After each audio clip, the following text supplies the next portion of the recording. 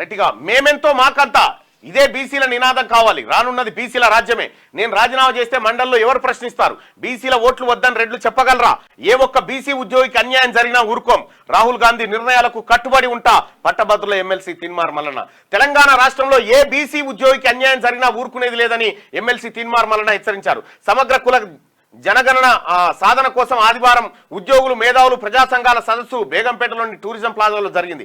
ఈ కార్యక్రమానికి కాంగ్రెస్ ఎమ్మెల్సీ తీన్మార్ మల్లన్న హాజరయ్యారు. ఈ సందర్భంగా ఆయన మాట్లాడుతూ తెలంగాణలో బీసీ ఉద్యోగులపై కుట్రలు జరుగుతున్నాయని, అందులో భాగంగా అగ్రవర్ణాల ఉద్యోగులు బీసీ ఉద్యోగులను ఏసీబీకి పట్టిస్తున్నారని మండిపడ్డారు. బీసీ ఉద్యోగులపై కుట్రలు చేస్తే తాము కూడా కుట్రలు చేయడం షురూ చేస్తామని హెచ్చరించారు. ఇప్పటి వరకు బీసీల చరిత్రను అణిచివేసి ఉంచారని, ఇక్కడి నుంచి అణిచిపెట్టిన చరిత్రను బయటకు తీస్తామని స్పష్టం చేశారు.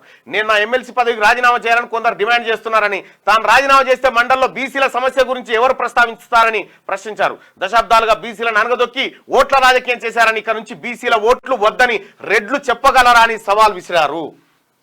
సవాలే ఇది, బరాబర్ సవాలే.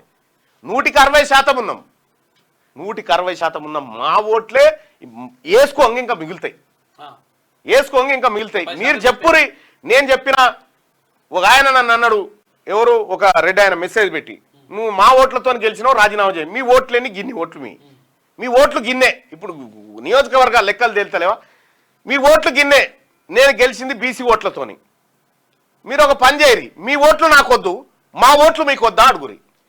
మా ఓట్లు, బీసీల ఓట్లు మీకు వద్దని చెప్పగలిగే దమ్ము, ధైర్యం మీకుందా? ఎవరన్నా అడిగేటోళ్ళు ఉంటే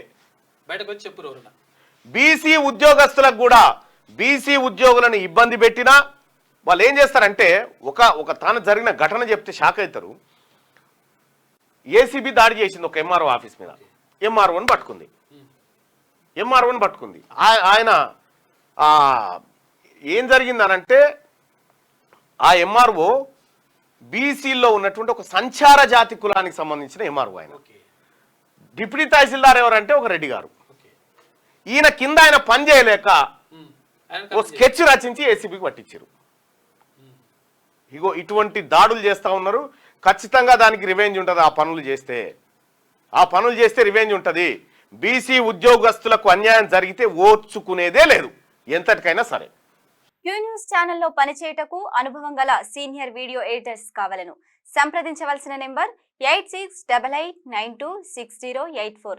qnewsads@gmail.com ను సంప్రదించండి. లైక్ చేయండి.